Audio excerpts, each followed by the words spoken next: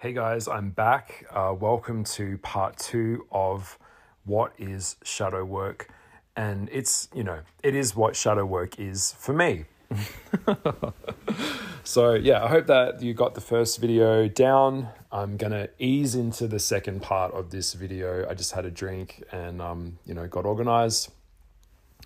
I think of shadow, I heard a term years ago, which was that, first of all, if you're into any type of spirituality or any type of self-awareness, self-improvement, then if you don't have some level of it's kind of like an oxymoron right there. I mean, the point of being in spirituality or is about spirituality is mastery of self. Okay, point blank. Case closed. So you can't just pick and choose the bits that make you feel good and just ignore the rest. That's not realistic. That's not healthy. That's not stable. You won't grow. So if you're not actively looking for the parts of you, I think a good analogy that I would use would be not doing shadow work would be like a noose around your neck. Yeah. And the only way to take it off is to loosen it and accept that there is a noose around your neck. Shadow work is really about removing energetic work and moving forward in your life and having the courage to face life, face yourself is really about being aware enough to know yourself, know your limitations and know who you are, knowing what belongs to you and being able to move obstacles out of your way and overcome obstacles. That's how you free yourself. But you can't free yourself if you don't know that you're already trapped.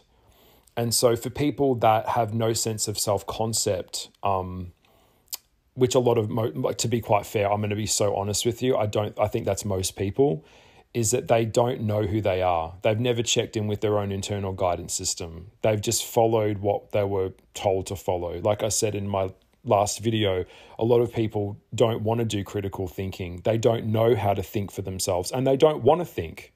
They don't want to. They just want to, but the problem is if it's not real, it can't really work long term. So, and by the way, I will say first up, shadow work should not be done for people that aren't mentally capable of dealing with truth. Shadow work should not be done or attempted for people that are in such levels of denial about their own reality that to even show them the truth, bring them to the truth, could make them suicidal. There is a very dark side to shadow work. And this is a very sensitive thing that I want to really be gentle on when I bring this up, is that when I was doing readings for people and I was, making a living out of doing this work, like counseling, whatever, is that when someone clearly is in a place of resistance, the source of their problems is because they aren't willing to see the problem. Yeah, 9 times out of 10. So to showcase the problem to them and them not having the mental capacity to understand that and work on that and speak their truth and live their truth, which is the reason they have problems is because they haven't been doing that, can be very, very detrimental to another human being and to other people around them. So I'll give you an example. Say someone is a really, really common one would be a closeted man, a closeted gay man. So he's in complete denial about who he is. He doesn't want to own that truth. He doesn't want to go there, but he's got a wife and kids and a family. And now who he really is not that family man. He is obviously got a need that is unmet, and now he's cheating on his wife. Now he's sleeping around with men. And also he's wasting her time as well. Let's get real. It's all a complete way. If you meet someone and you can't be honest with who you are with them and them receive you and take you in, it's all a complete waste of time anyway. That is the definition of shadow right there. And so because the axis of who he is so off kilter, everything that he's built his life on is also, you'll find, is off kilter as well. And because if you've subscribed to that narrative of being off kilter for so damn long, you're going to get used to telling so many lies to cover up your truth, to cover up the shadow part of you that you deny, deflect, and disown. Eventually, it's going to come out. That's the thing about shadow work. The universe has no problem in turning the heat up on you if you do not start doing the work. If you do not start addressing who you are and telling the truth, the universe is going to start putting you'll find these situations start coming up and they start pushing the truth out, or it comes out sideways. It comes out in really disgusting ways. When we don't meet the shadow, when we don't acknowledge it, we're not acknowledging the wolf. We're not feeding the shadow, because the shadow is part of who we are. Not feeding it, not acknowledging it doesn't mean it's just going to go away. Problems don't just go away. The truth doesn't just disappear and dissipate because you don't like it. Generally, 9 times out of 10, a real reading is going to be hardcore. It's going to make you feel uncomfortable. I'll give you a hot tip. If you ever go to any like a psychic or any type of medium or any type of spiritual counselor, the ones that make you feel uncomfortable, they're the ones that you should be going to first. They're the ones that you should be actively seeking out them, because they're the ones that are going to push you and challenge you, not just sit in your comfort zone and, just tell you things that you want to hear. Because 9 times out of 10, people just want to hear what they want to hear. They just want to cherry pick the good bits out and ignore the rest. It doesn't work like that. Life is beautiful and it is wonderful, but it also has extreme suffering, and cruelty is also part of the polarity of this dimension.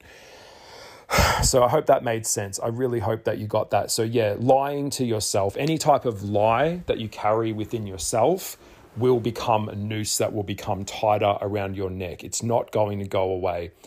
And by the way, shadow work is not a game. It's not something that you do for amusement. This is not something, if you're coming into this, into shadow work and like, oh, I'm doing shadow work. Oh. First of all, it's for your own personal development. So it's not something that you should be like telling your friends and doing like that shit. It's something that it's something that you are working with actively and you're working on every day, and having the dedication and the courage to really look at yourself truthfully and stand. Are you able? Like, this is the definition right here. Are you able to stand in front of a mirror, bare naked, with the lights on really bright, none of this dim light stuff, and really face yourself? Look at yourself. Own yourself. And I think it's hard. That's very difficult to do. I struggle to do that. We all do. We all have parts of us that we just sometimes don't want to, I don't want to look, if say, for example, you don't want to look at your stretch marks, you don't want to look at, you don't want to look at, you had kids, your body's changed, things around you have changed. You're not the same as what you were before, coming to, here's some hardcore shadow work that I'll bring up now for me. I'm being vulnerable here, but as I've gotten older, I'm coming to terms with the reality. By the way, this is something that is a collective consciousness, not just me. And it's probably important that I bring this up now, because it's not just for me to hear, and I need to tell myself it, and I need you to hear it too. When it comes to facing yourself, you have to face where you are right now. All right. So there's no point in looking at yourself from a point of view when you were in your 20s, or when you were in your early, in your early 30s. If now you're in your 50s and 60s, you're in a different phase of your life. And that's something that I'm dealing with now. As I'm sharing this, I'm getting older. I am getting older. I don't have the energy levels in my body that I did when I was in my early 20s. I don't have the stamina of a 20-year-old. By the time I get to 9:30, I need to go to bed. I'm tired. That's the natural part of my body. I live my life. I'm a very active person. I swim, I run, I box, I do my art. I'm very intense. I've got a lot of energy to expend, but I have to come to terms with the fact that I'm not who I was in my 20s. We go through different versions of ourselves. And the best analogy I could say, it's like a computer. Like when you upgrade a computer, the computer goes through different upgrades. So when you get the new upgrade, say, Goliath 2.0, the old version of Goliath 1.0 is now obsolete. It's now been deleted. It's now been removed because the new version of me is overridden the old version of me. I hope that made sense. But yeah, that's the truth. So as I get older, what's happening is I don't have the energy levels and the youth and strength in some ways that I had back then, but I'm also doing a trade-off for the wisdom and knowledge that I've acquired as I move into the next phase of my life. So I'm living my life to the fullest, but I'm also understanding that my energy is finite. I have a finite amount of energy and time, and I'm not going to live for 500 years. You're not going to live for 500 years. So you may as well just get really fucking real with yourself right now and get really authentic, because that's the truth. You know, we're all flawed. And that's something that, and I think this is a subject that, you know, is very sensitive, but I'm going to be really raw with this, so maybe you need to hear it, is that I feel like society really teaches us that we are supposed to, you know, look a certain way for our whole life. You know, say, for example, you went to like Hollywood, you know, that's like Mount Olympus of the world. You know, it's just, you know, it's the epicenter of capitalism and consumerism and the American dream. It's the Kardashians and shit like that. Is that you have this part of you that is, you know, it's based on wanting to look as young as possible. You're wanting to look as, you know, you meet people in, you know, particularly around Hollywood or even different parts of America or different states, anywhere you go really for that matter, is that they are, you know, they're just fake. They're just phony as hell. This is a person that is in their late 50s and, you know, early 40s that just will not come to terms with letting themselves age. They're stuck back in the period of time that they were when they were in their 20s. So they have had all of these procedures. They've got the big lips, the slug lips. They've got breast augmentation, microdermabrasion, plastic surgery, all of the non-invasive surgeries you can have, all of the pills and potions. And they're in a state of struggle. They're in a state of acceptance. A big part of life is accepting that we go through phases. And what I'm saying, if I could hit this right on the head with the hammer and a nail right now, is that we are organic matter. Aging is a natural process of life. It is a natural stage of life. It is not something to deny and deflect and disown and cover up. On a cellular level, we all age, and we all have a period in our life where we, like a flower, we bloom and then we reverse back into ourselves and we go back down into the earth and we go back to being a helpless child again, a helpless baby again, just how we came into the world. That is the natural stage. Society, capitalism, mainstream doesn't want to look at that. It doesn't want to face mortality, but that is a big part of the collective shadow of what's happening in the world right now that I channel really easily, and I can see it. I'm going to age, and I'm aging right now, and I'm coming to terms with it. I accept it, I know it, and it's happening to me, and I'm understanding it. I'm not going to deny it. Of course, I want to live an active life, and I want to be fit and healthy, and I want to eat good food, and I want to take care of myself, but at the same time, I'm not in a state where it's owning my life, and I'm so concerned about how I look. Because like I said in my last video, I'm not selling looks. I'm selling brains. I'm selling my heart. I'm giving you my truth. This is very vulnerable stuff to talk about. And I know I didn't mean to hurt you if I said anything just then that upsets you, but it's true. Okay, it is. Right now, that's the collective. If it'll hurt you, it can only hurt you if it's true, right? Period. So yeah, don't stop pretending and start facing reality, because that's the truth. And that is a beautiful thing. It's almost like another part of society, you know, another thing is like when a woman breastfeeds, she's not allowed to do that. It's a natural human thing, all right? It just is. Society is so concerned with sex and sexualizing the body, but it doesn't want to look at like, you know, conception. It doesn't want to look at mortality. It just wants to look, how are we going to consume the sex? Sex sells. Like that's the world we're in. It's just completely insane.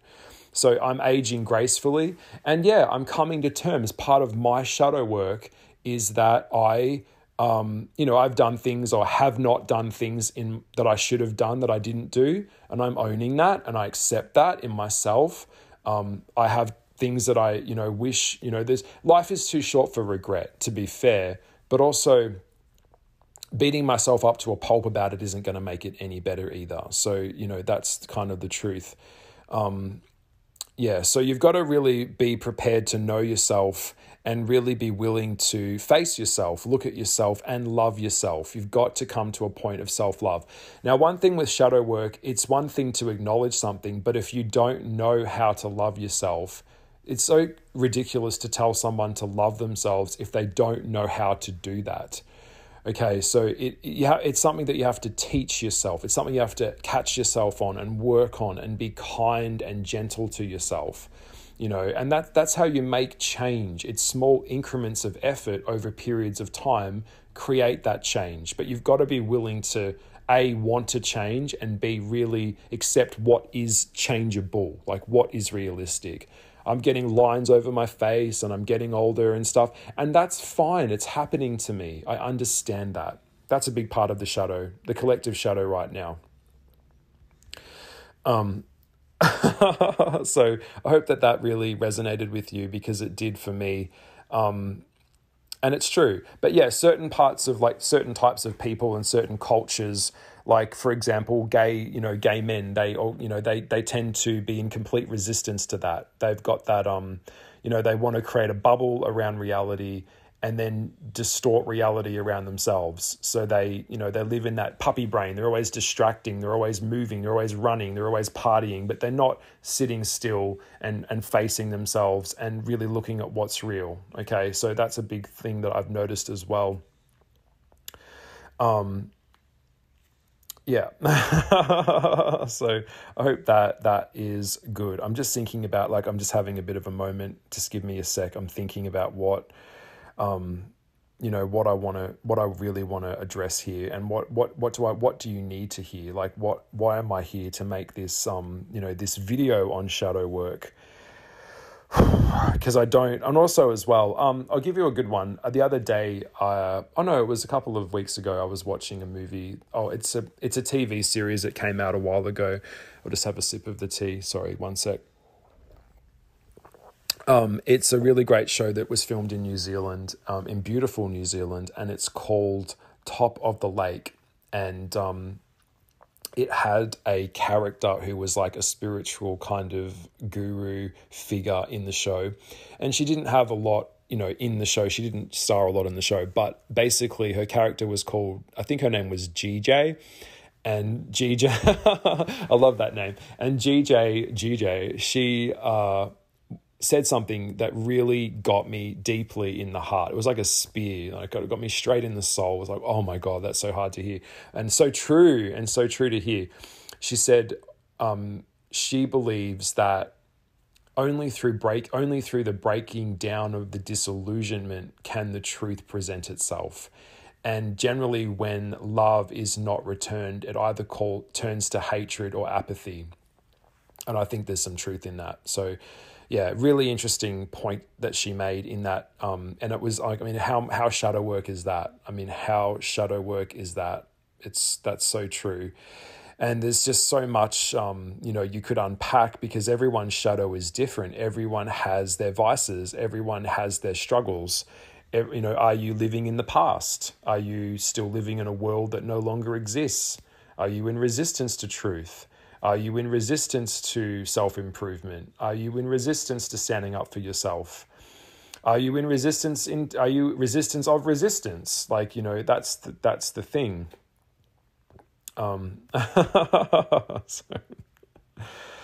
Oh my goodness. We've got, so it's really about integration, and it's really about the things that, envy, greed, anything like, jealousy is a really big one as well. It's another collective consciousness that we have. We're all kind of competing with each other. That's what we do. We compete with each other for limited resource. That's how the world is right now. So, or we're jealous of what someone else has. So my thoughts on that in relation to shadow work would be another thing that I deal with. Say I meet someone where I feel that I am not enough. Like I meet them and I'm like, I don't feel like I'm good enough for this person. I don't think that, I'm not good looking enough. I'm not smart enough. I'm not whatever enough for this person. The other person, that insecurity obviously is shadow, but it didn't come from them. It was already within me to begin with. It was already, that shadow of me feeling not enough was only stirred up by the other person. It was already there. And was it the other person's fault that I felt that way? No, it was my fault. It was within me. So recognizing what is within me is mine to own. It's not for the other person to own. If I was secure enough in myself, I don't need, I wouldn't feel that way, because I'm like, you have your journey and I have my journey, and you look the way that you do and I look the way that I do, and that's what it is. I'm happy in myself. I'm secure in myself. So yeah, we all kind of stir up, and it's all based on perspective as well. As a collective of everyone, is that we're all interconnected. So it is very complicated. And this is where shadow gets really distorted sometimes, or the concept of what it is gets distorted. But I'll give you an example. Everything is proportional based on that circumstance and that reality of that time space. So if I was standing around someone that was really, really tall, then I would feel really, really short. If I was standing around, and that could be shadow work. If I was standing around someone, or I know someone that has acquired something with very little effort that I want, that will make me feel, uncomfortable. That will make me feel like, oh, they got something that I couldn't have. If I thought that I knew a lot about a topic and then someone's able to prove that they know way more than I do about a topic, I might feel inferior to them. So it's all proportional. Does that make sense? And based in the world that we're in now, having this conversation with you, we're all competing with each other for limited resource. I may have said that before, that's what it is. So we're all kind of like taught to project ourselves out into the world and adhere to this avatar that we have to create of ourselves, but it's not really necessarily who we are. Does that make sense? Like, we Photoshop the hell out of our pictures, we filter the pictures, we try and put our best foot forward so that others will receive what we think will be received best, but it's not real. It's just a projection that we're projecting to other people to offer that to other people. And that's because, with consumerism, we're kind of taught to make ourselves consumable to other people all the time. Like putting yourself on a shop window or on a storefront, like when you're on an app and you're swiping on a dating app or something. I hope that made sense. Lots and lots of shadow work around dating, how we market ourselves to each other, how we, there's a lot of emphasis on that as well, and how we kind of appear to each other, because if we're not accepted by someone else, and we can't really get our needs met. So we kind of do it in reverse. Like, a lot of people in a relationship would be like, how am I going to consume the sex? How is that consumed? And then we're going to try and base the relationship around that. Not going to work long term. It just won't. It just doesn't work. So, yeah. So I think the best way to go about it is somewhere in the middle, somewhere in homeostasis, where you find someone. The best advice I could give for love is just finding someone that just can receive you, can just fucking receive you, because that is workable, and it's not like compromise where I take a little hit here and you take a little hit there. It's just about someone that is willing to just say, this is me, warts and all, wounds and all, shadows and all, and I accept your shadows too. And we're both going to work together to create some kind of relationship where we both hold space for each other and we both have the time to love each other. And I think that's something that is really, really powerful. Another part of the collective shadow, which I get as well, is that AI is going to come into humans soon. It's not going to be long until we start plugging into this viral world where we just sit in a chair all day and we hooked up to this machine. A lot of AI technology is going to start happening in the human body. That's something that's coming up in the collective as well. Now, on the collective of shadow, let's just take a break. I know this is all heavy. A really good story and a really good analogy would be the story of Peter Pan, where I was talking about, the boy that refused to grow up. I mean, that is, in essence, shadow work in itself. A lot of the great stories like Pinocchio, very, very dark, very, very heavy. Disney takes a lot of these on, and they do a lot of movies based on these, but they stand so strong because they just really tap into the collective of what we are. And Peter Pan just didn't want to grow up. He was this boy that just refused to grow. He just refused to grow up. And it's like, that's avoiding reality, avoiding growing into the stages of manhood, avoiding the stages of growing up. He wanted to stay in a place that was like a child forever and just have fun. But the point of life is taking on responsibility, is stepping up, is going through the trials and tribulations of life. We go through phases of our life, like we go through those stages, but we go through love, we go through hate, we go through fear, we go through all of these stages and all of these experiences. But to bypass those experiences and go to Neverworld, which is like a world like the Michael Jackson thing, like didn't want to grow up kind of thing, it's perfect analogy, is that they refuse to recognize reality and then create a bubble that, a magical world that I can live in, where I'm the centerpiece of that. And he found the Lost Boys, which were also perfect analogy, lost boys. They're lost because they could live together in this world where they could coexist. And they're all a vibrational match to each other, of course. And Wendy, Wendy Darling, that character, that's her name, Darling. when he came through her window, the shadow broke through. She was the one that was bridging the shadow, bridging his reality back to him. Is that you don't get a free pass through life. We all carry shadow. We all have to deal with our shit. And she sewed it back onto him. And I thought that was a really beautiful story and a great analogy of that as well. Also, there was another thing that I learned the other day, which I'll share with Peter Pan, is that with the crocodile and the clock with Captain Hook having his hand, he was scared of the crocodile. So Captain Hook, and there was a clock in the crocodile, which represented time. We're all, time is a limited thing that's ticking away. And of course, when the crocodile took Hook's hand, he took a piece of Hook away from him, which is really interesting. Time in itself is going to eat you up. We're all going to kind of run out of time. So there's no time to waste. I guess there's kind of a perfect analogy there. Something that I would just share with you, something interesting and a bit tasty to share with you. It's a bit interesting, isn't it? Yeah, I have covered so much in this video in these two parts. Hang on, let's have a look for time. Where am I sitting at? 27 minutes. Wow. Let me think. What else could I bring up? I mean, you guys, are hoping that you've really enjoyed these videos. Also, another part of shadow work, which I'll look at quickly, is that shadow is passed on.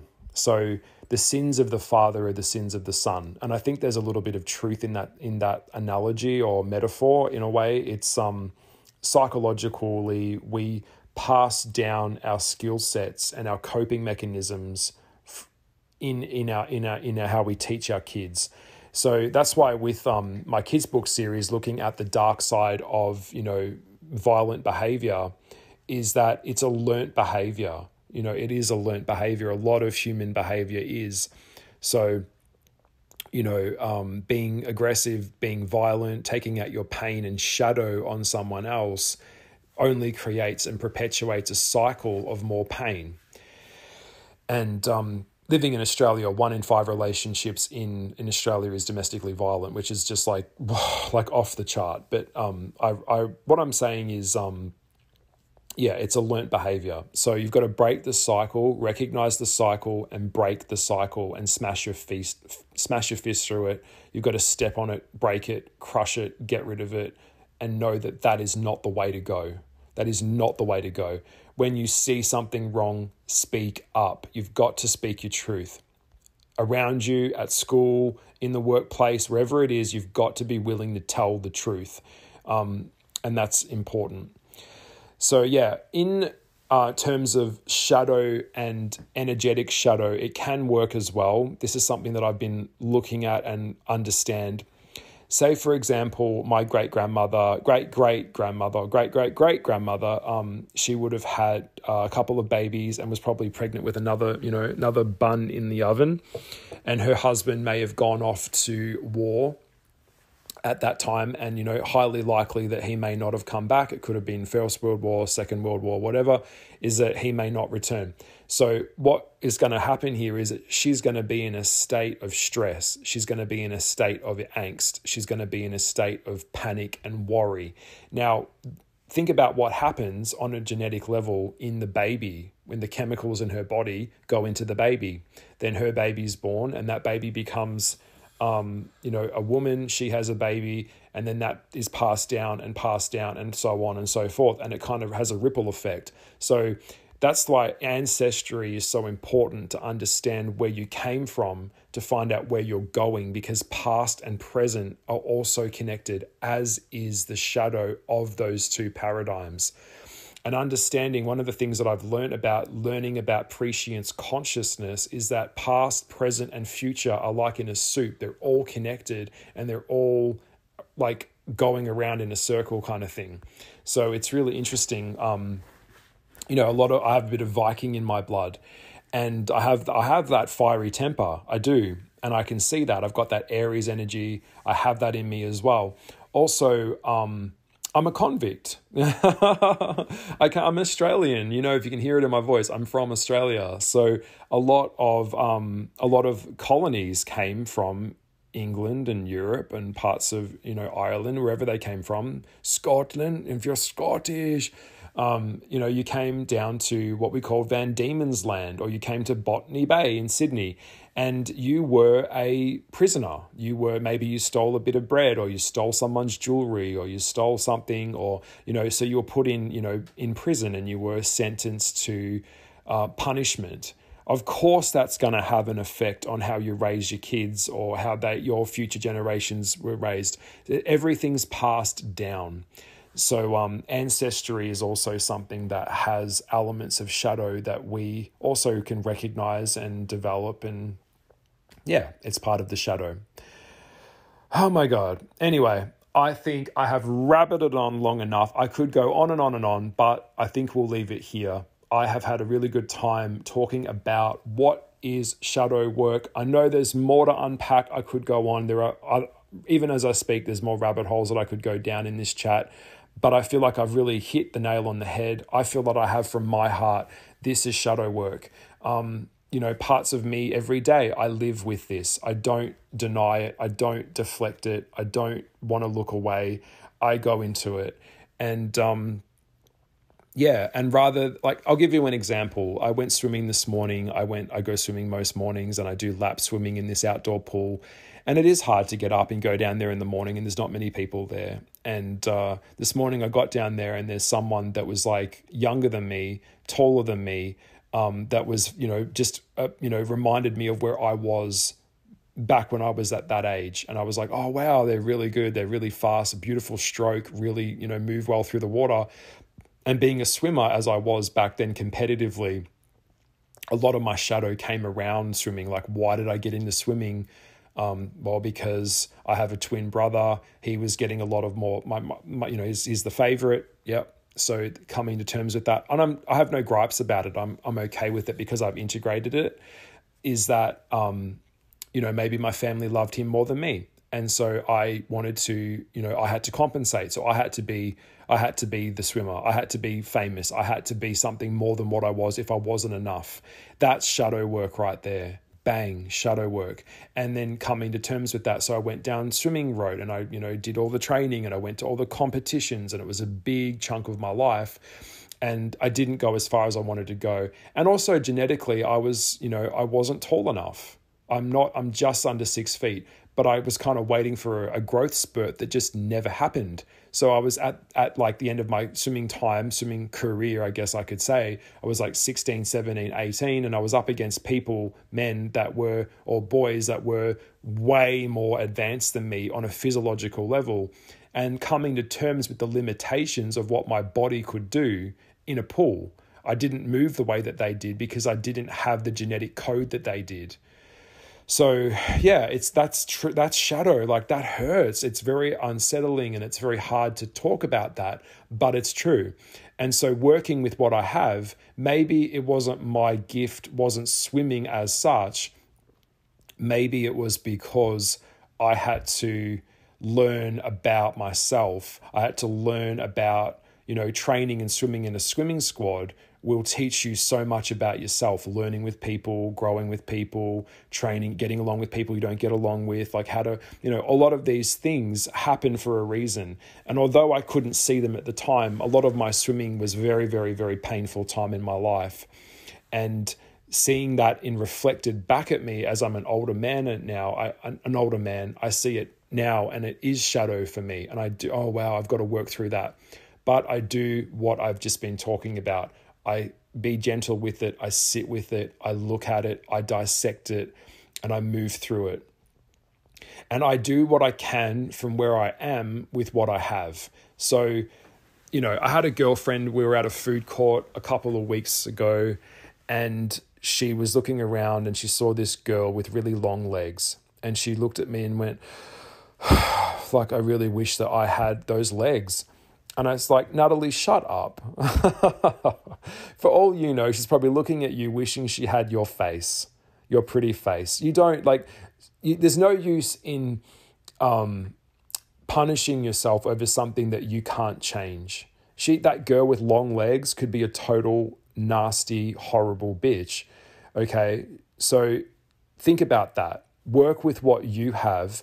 And it's when you love yourself, you're not going to be in a competition with other people. You're more focused on your journey and what you're doing with yourself, and the recognizing of where you need to work on, and the shadow, and also celebrating yourself and loving yourself as well. Loving what you like, learning to love and look at yourself from a place that's positive rather than always, looking at yourself and beating yourself down. So there's a little bit there for you at the end. I really enjoyed this chat. Thank you so much for holding space for me. It really means a lot. You can find me on Instagram. I do respond to DMs. And it's really been a really good one to talk about. Shadow work part 1 and part 2. If you like the video, give it a like, leave a comment. Let me know what you think about it. Did I get it right? Did I get it wrong? I want to hear what's your thoughts on this video. I'd love to hear about what you have to say about your journey with shadow. And I'm sending you lots of powerful energy and lots of love. And this was my next video that I have done, and I will see you soon in the next topic. Don't know what it's going to be, but it will come. I'm sure it will. All right. Love for love, truth for truth, honor for honor. I will fight for you if you fight for me. Lots of love. Bye. Bye. Bye.